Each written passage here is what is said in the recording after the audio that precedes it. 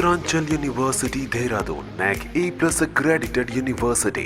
Hi hello నమస్తే welcome to our channel మనం TV. నేను మీ శాన్వి. ఈ రోజు మనతో పాటు సీనియర్ పొలిటికల్ అనలిస్ట్ డివి శ్రీనివాస్ గారు ఉన్నారు. ఆయనతో మాట్లాడి ప్రస్తుత రాజకీయాల గురించి తెలుసుకుందాం. హాయ్ సార్, నమస్తే. నమస్తే అమ్మా. ఎలా ఉన్నారు సార్? Fine fine. సార్, ఇప్పుడు చూసుకుంటే మన ఏపీలో రీసెంట్గా జగన్మోహన్ రెడ్డి గారు బహిరంగ సభ పెట్టేసి మేము షర్టులు మడత పెడతా అన్నారు. ఇప్పుడు చూసుకుంటే టీడీపీలో మన చంద్రబాబు నాయుడు గారు మా టీడీపీ కార్యకర్తలు కూడా కుర్చీలు మడత పెడతారు అంటున్నారు. అసలు ఏంటి మడత పెట్టడాలు? అసలు ఏం జరుగుతుంది ఈ రాజకీయాల్లో? ఆంధ్రప్రదేశ్లో యుద్ధం సిద్ధం. జగన్మోహన్ రెడ్డి గారి సభల పేరే సిద్ధం అన్నమాట. యుద్ధానికి సిద్ధమా ఆయన మాట్లాడి కూడా అదే, ఏదో పేదలు పెత్తందారుల మధ్య యుద్ధం అంటూ, రాబోయేది కురుక్షేత్రం అంటూ తన క్యాడర్ని కొంచెం శక్తివంతం చేసుకోవటం కోసం ఆయన తాపత్రయపడుతూ ఏంటి ఆ వాలంటీర్ల పురస్కార సభలో అన్నట్టున్నాడు. ఫిరంగిపురంలో స్లీవ్స్ ఏది బారు చేతుల చొక్కా చేతులు మడత పెట్టడానికి మీరు సిద్ధమా అన అంటే ఏంటి, అవి ఎప్పుడు మడత పెడతారు స్లీవ్స్? కొట్లాటకు వెళ్ళేటప్పుడు. ఎరా అంటే ఎరా అని అప్పుడే పైకి వెళ్ళేటప్పుడు, మీదకి వెళ్ళేటప్పుడు ఇట్లా చొక్కా చేతులు మడతేస్తారన్నమాట. చొక్కా చేతులు మడత వేయటానికి సిద్ధమా అని జగన్మోహన్ రెడ్డి మరి ఎవరో రాసి ఇచ్చుంటారు, నాలాంటి వాళ్ళు ఎవరో, ఆయన ఏదో పాపం అన్నాడు అనేసరికి చంద్రబాబు మన మాజీ ముఖ్యమంత్రి కుర్చీ మడతేస్తాం దానికి సిద్ధమా అని ఏదో అన్నట్టున్నాడు. అంటే కుర్చీ మడతెట్టి కొడితే అని ఏదో ఉంది అక్కడ. అదేదో సినిమాలో త్రివిక్రమ్ పెట్టుకున్నట్టున్నాడు, మహేష్ బాబు సినిమానా. అక్కడ ఎవరో యూట్యూబ్ ఛానల్స్లో గతంలో ఎవరిదో ఒకటి బాగా మిలియన్ వ్యూస్కి వెళ్ళే ఎవరో ఒక అతను ఏదో అతని భార్య ఏదో డైవర్స్ ఏదో వెళ్తే బావమరిది ఇంటికి వెళ్తే ఏదో మందు పార్టీ ఏదో వాళ్ళిద్దరి మధ్య గొడవ ఉద్రిక్తత రెచ్చగొట్టినప్పుడు కుర్చీ మడతెట్టు కొడితే అని అలాగా ఇతను కుర్చీ మడతడిపోయిందో అంటున్నారు. దాన్ని అదేదో మిలియన్ వ్యూస్కి వెళ్ళేసరికి మనం ఇక తెలుసుగా నీకు త్రివిక్రమ్ గారి సంగతి చెప్పాల్సిందేముంది. వాడిని పిలిచి వాడికి ఏదో కొంత అమౌంట్ ఇచ్చి అదేదో ఆయన తీసుకున్నట్టున్నాడు. దాన్ని ఆ పాటలో పెడితే అది ప్రజల్లోకి బలంగా వెళ్ళినట్టుంది. సినిమా ఫ్లాప్ అయిందేమో కానీ ఇది క్లిక్ అయినట్టుంది బాగా. అదేదో మరి ఈయన స్లీవ్స్ మడతేసటానికి సిద్ధమా అనేసరికి చంద్రబాబు గారు కూడా ఆయన ఏంటి కుర్చీ మడతెట్టు కొడితే అన్నట్టున్నాడు.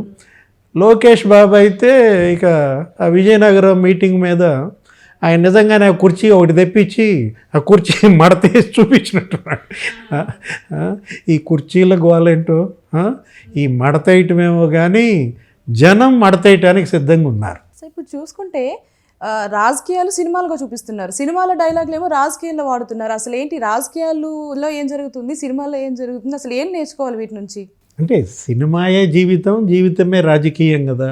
ఇప్పుడు రాజకీయాలు సినిమాలు వ్యక్తి జీవితం పైన ప్రభావితం ఎలా చేస్తాయనేది మనకు తెలిసినటువంటి అంశమే. ఇప్పుడు ఇవాళ ప్రజల సమస్యలు ఏంటి, ఆ సమస్యల పరిష్కారం ఏంటి, వాటిపైన ఇవాళ చర్చ జరగాలి. 5 ఏళ్లలో జగన్మోహన్ రెడ్డి పరిపాలన ఎలా ఉంది, ప్రోగ్రెస్ షీట్, నేను ఈ పరిశ్రమలు తెచ్చాను, నేను ఇంతమందికి ఉద్యోగాలు కల్పించాను, నేను ఈ ప్రాజెక్టులు కట్టాను, పోలవరం ఇంత అయింది, హంద్రీనీవా ఇంత అయింది, గాలేరు నగర్ ఇంత అయింది, వెలుగొండ ఎట్లా అని చెప్పుకోవాలి. పేదలకి నీళ్లు కట్టాను, ఇంత సంక్షేమం ఇచ్చాను అని ప్రజల్లోకి ఆయన ప్రోగ్రెస్ షీట్ తీసుకెళ్లాల్సింది. కాస్త అది వదిలేసి స్లీవ్స్ మడతేస్తాం సిద్ధమా అంటే వాలంటీర్లను ఉద్దేశించి ఆ విధంగా వాలంటీర్లే నా సైన్యం అంటే ఏంటి, ఒక భయం కనపడుతుంది జగన్మోహన్ రెడ్డిలో. ఇవాళ నవరత్నాల సంగతి ఏమో కానీ నవభయాలు వెంటబడుతున్నట్టున్నాయి. ఏది ఒక చెల్లెళ్ళ భయం, అసలు షర్మిల భయంతో అయితే వణికిపోతున్నట్టున్నాడు. కళ్ళు మూసిన షర్మిలే, కన్ను తెరిచిన షర్మిలే, నిద్రపడుతున్నట్టుగా లేదు. ఆమెంటి జగనన్న ఏం తెచ్చావు, ఏం సాధించావు అని ఆమె ప్రశ్నిస్తోంది. మా నాన్న పాలనకి మా అన్న పాలనకి నక్కకి నాగలోకానికి ఉన్నంత తేడా అంటోంది. ఏక వదిలిపెడుతోంది, దుమ్మెత్తి పోస్తోంది. తెలంగాణలో ఒక నియంతని ఇంటికి పంపించాను, ఎవరు, కేసీఆర్ని. ఆంధ్రప్రదేశ్లో కూడా నియంతని ఇంటికి పంపించడానికి నేను సిద్ధం అంటోంది. నువ్వు సిద్ధమా అంటోంది. ఎవరిని, వాళ్ళ అన్ననే నియంత అని అంటోంది. అందుబాటులో లేడు మా అన్నయ్య. ఏంటి, మా నాన్న ఎప్పుడూ ప్రజల్లో ఉంటాడు. రాజశేఖర్ రెడ్డి ప్రజల మనిషి, ప్రజల్లో నిరంతరం ఉండేటువంటి వ్యక్తి. రాజశేఖర్ రెడ్డి పరిపాలన ఇస్తానన్న అన్న ఆయన అసలు ప్రజల్లోనే లేడు, ప్రజలకు అందుబాటులో లేకుండా పోయాడని దుమ్మెత్తి పోస్తోంది ఎవరు? షర్మిల భయం, సునీత భయం, ఇక చంద్రబాబు భయం అది మీకు తెలిసిందే. చంద్రబాబుతో మరి ఆ భయంతోనే కదా చంద్రబాబుని 53 రోజులు జైల్లో పెట్టాడు. అవును. లోకేష్ అంటే భయం, లోకేష్తో ఆ భయంతోనే కదా 23 కేసులు ఏం పెట్టాడంట. ఎవరిపైన? లోకేష్ పైన.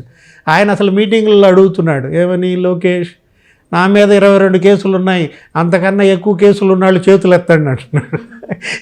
ఎవరన్నా చేతులు ఎత్తితే వాళ్ళకి నామినేటెడ్ పోస్టులు అంటారు రేపు రాబోయే. ఎన్ని కేసులు ఎక్కువ ఉంటే వాళ్ళకే మంచి పోస్ట్ ఇస్తా అంటున్నాడు. అంటే లోకేష్ అంటే భయం కాబట్టే 23 కేసులు పెట్టాడు.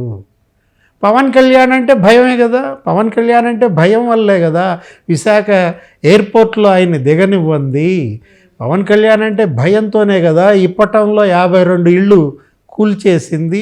అసలు పవన్ కళ్యాణ్ రాష్ట్రంలోకే రావడానికి ఇల్లేదు అంటేనే కదా ఆయన రోడ్డుకి అడ్డంగా పడుకుంది.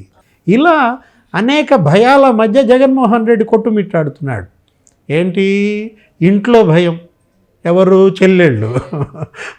పార్టీలో భయం, ఎవరు? తీసేసిన తహసీల్దార్లు. సీట్లు కోల్పోయిన ఎమ్మెల్యేలంటే భయపడుతున్నాడు, సీట్లు కోల్పోయిన ఎంపీలంటే భయపడుతున్నాడు. వీళ్ళందరూ కలిసి రేపు తన ఓటమికి ఎక్కడ ప్రయత్నం చేస్తారో అనే ఓటమి భయంతో ఆయన ఏమంటున్నాడు? అందరినీ తన వెనకాల ఉండమంటున్నాడు. ఏది? వాలంటీర్లే నా సైన్యం, నా వెనక మీరే ఉండాలి అని చెప్పి పిలిపిస్తున్నాడు అన్నమాట. వైఫల్యాల భయం ఇవాళ జగన్మోహన్ రెడ్డిని వెంటబడి తరుముతోంది. అమరావతి పూర్తి చేసి ఉంటే ఇవాళ భయపడాల్సిన పరిస్థితి వచ్చేదా? పోలవరం కంప్లీట్ చేసి ఉంటే ఎందుకు భయపడతాడు? బ్రహ్మాండంగా చెప్పుకునేవాడు, వీళ్ళందరినీ తీసుకెళ్ళి చూపించేవాడు ఇది కట్టానని. సాధించిన విజయాలన్నీ లేకపోవడం వల్లే భయపడుతున్నాడు అన్నమాట. ఈ భయంతో ఏం చేశాడు? బీజేపీని శరణు వేడాడు, బీజేపీ అభయం కోరాడు. అమిత్ షా మరి అభయం ఇవ్వలేదు, అసలు అపాయింట్మెంటే ఇవ్వాల. ఎవరు? అమిత్ షా. చంద్రబాబుకి అపాయింట్మెంట్ ఇచ్చి ఆయనకు అపాయింట్మెంట్ ఇవ్వాల. మోడీ దగ్గరికి వెళ్ళి వాపోయాడు. ఈ పరిస్థితుల్లో బీజేపీ భయం వచ్చి పడింది ఇప్పుడు కొత్తగా. ఏది? బీజేపీ కూడా తెలుగుదేశం జనసేన అలయన్స్తో కనుక కలిస్తే ఇంకా నాకు ఎవరు రక్షణ అనే దీంట్లో ఏమంటున్నాడు? ఇక వాలంటీర్లే తనని కాపాడాలి, మీరే మరి మొత్తం అన్ని చోట్ల తిరిగి ఇంటింటికి ప్రచారం చేసి నన్ను ఎలాగైనా గెలిపించండి అంటున్నాడు. అంటే అందరికీ దూరం జరిగి చేతులారా వీళ్ళందరినీ దూరం చేసుకుని, చెల్లెళ్ళను దూరం చేసుకున్నాడు, కుటుంబానికి దూరం అయ్యాడు, పార్టీకి దూరం అయ్యాడు. ఎమ్మెల్యేలు, ఎంపీలు అందరూ కూడా ఇవాళ జగన్మోహన్ రెడ్డి ఓటమి కోరుకుంటున్నారు. బాధితులంతా ఏకమవుతున్నారు. బీసీ, ఎస్సీ, ఎస్టీ, ముస్లింలంతా కూడా ఏకమైపోయి జగన్మోహన్ రెడ్డి ఓటమి కోసమే పనిచేస్తున్న పరిస్థితుల్లో ఇవాళ ఇక ఆయన భయంతో వణికిపోతున్నాడు. Yeah sir, thank you sir.